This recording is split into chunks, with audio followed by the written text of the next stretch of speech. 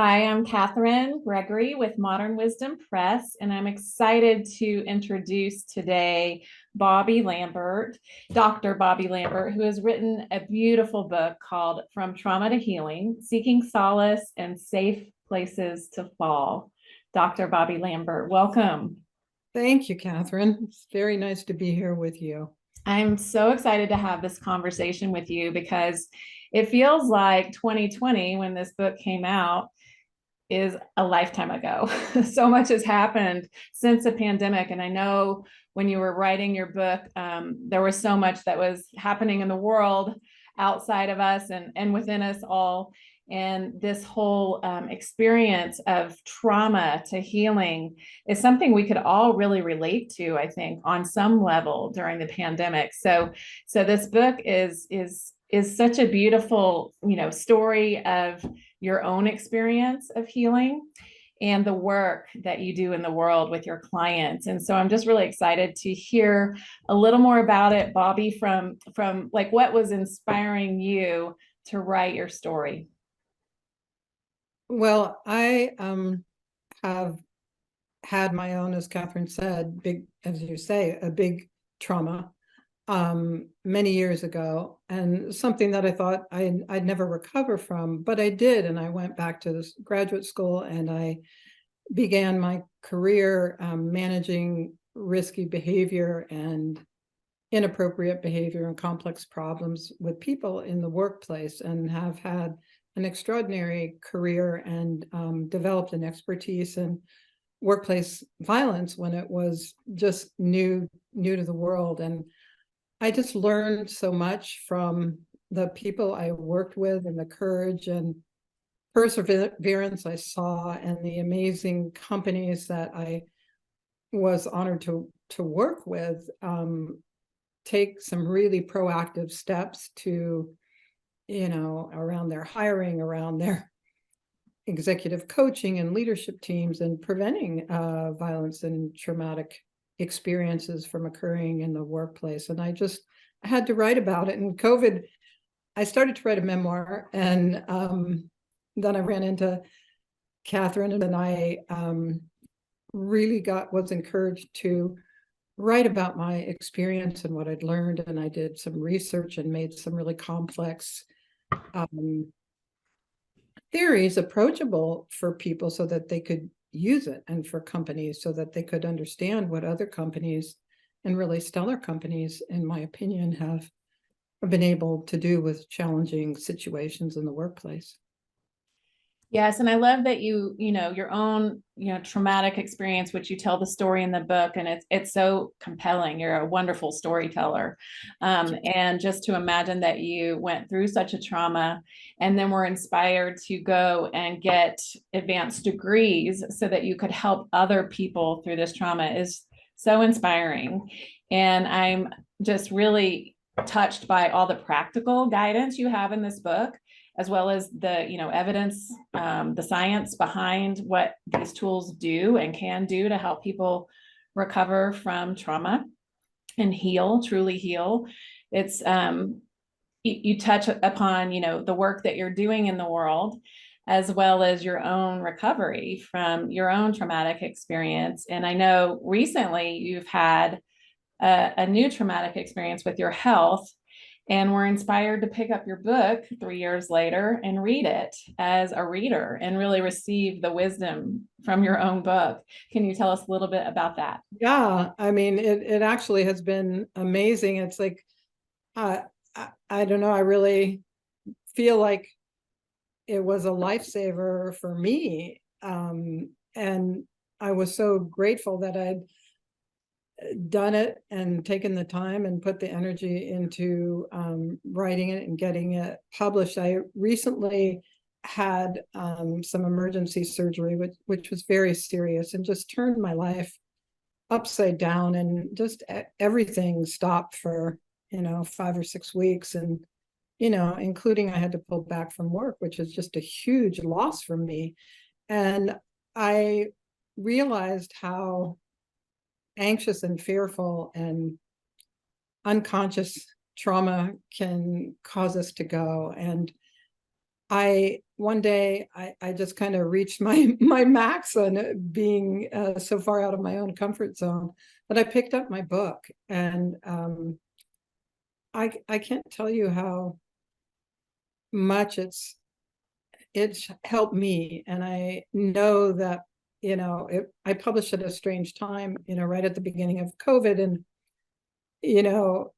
wasn't really able to get out there with it. But I really believe that there's valuable information in there, and just awesome people that I've had the pleasure to work with, and awesome companies I've had the pleasure to work with. So, and I think one of the things in my book that I was reminded of is that in every, challenge and trauma that we face, somewhere in there, if we dig around enough, there is opportunity, really great opportunity. And I'm seeing that with myself, but I also see that in the companies that I do work for. And I'm so thrilled to be able to get back to it and get back at it, and to be feeling better myself. Thank you for sharing that, Bobbi. And so the work that you're doing with these companies, can you just explain, like maybe give us an example of somebody who might call you to, have your company come in and support them through a trauma? Yeah, I mean, we do a lot of work with workplace violence. So maybe called in the middle of a situation that's going on. I mean, I kind of started out in this field with a law firm, Pettit and Martin, in San Francisco in the 90s, that there was a shooter in the building when I was talking to HR. And at the time, I was working with a partnership of the law firm to kind of reorganize and to mediate with some of the partners and some of the associates. And they were really taking some very proactive steps and making a lot of proactive changes. And then in this overnight, this disgruntled ex-client came onto the scene. So, I mean, that's a pretty dramatic example, but also in the field of workplace violence, we've done a ton of prevention work, putting in proactive measures and programs, and building teams when something does happen. And I'm beginning to realize just how, in my own life, we're either reactive to something happening, and we have no choice in a way but to deal with it, or we're proactive and we do something to kind of get ahead of what we know are problems, especially in the work culture today. And we can foresee what some of the issues are, and how important hiring and performance management and leadership, really is. So, we don't just work in workplace violence. We do a lot of executive coaching with members of leadership teams, or mediation with leadership teams or groups of people. And, we've done a lot of hiring and interviewing of candidates for key positions with clients. And we also do a lot of workplace investigations, whether it's harassment, discrimination, or threats, or hostile work environment. And we're able to really help organizations get through the challenges of investigations, but also to help put improvements in place. And we generally work with either in-house counsel or the attorneys and HR and executive teams. That's such important work these days, and I wish that it wasn't. Yeah. It seems like, yes, that's more and more what we're seeing in the world. And Yeah. I'm so glad there's somebody like you out there doing this and helping teams to be proactive. Yeah. Thank you. Yes, thank you. And I wanted to ask you about, I think inside the book, you talk about big T trauma and little t trauma. Can you just explain that a little bit to our listeners? Sure. big T trauma, from my perspective, I can give you my own example. My father many years ago was murdered in front of our house in San Francisco. Big trauma, through everything about my life, upside down, inside out, everything I thought I knew, I didn't know. And, big trauma is, I'm learning now, like illness that happens to you, a cancer diagnosis or a diagnosis of a, partner, serious health crisis, and certainly loss and death. And, then there are the many, not many, but they're traumatic, but it's, again, I can, go back to my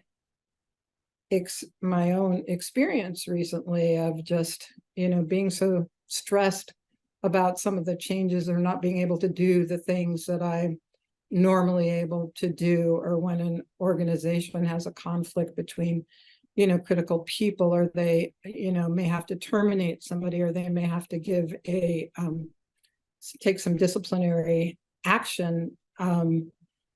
It's not world ending, but it is definitely traumatic and stressful situation that needs to be, faced head on. But the thing is about big trauma, little trauma, they both trigger old traumas from our history. And so, again, part of the opportunity is, and especially with companies, I see this, when we're called into a challenging situation and we start reviewing historically the company's issues or problems, or people's work history, or, you see that there were warning signs, or there were things of concern, that maybe, didn't get dealt with. I remember a time sitting in my office when a potential client called, and he wanted to know what we did. And I told him, he said, well, our problem isn't that serious that we need somebody like you. And a week later, he called back, and the problem had gotten serious enough that he needed to call somebody like me. So, so yes, that just really points to the need for proactive measures before it gets to a crisis. Yeah. Yes. And so I know in your book, you speak about unconditional love and as a counterbalance to trauma and grief. And so I'm just curious if you have anything to say about that in your own experience, maybe with this illness and recovery that you just went through.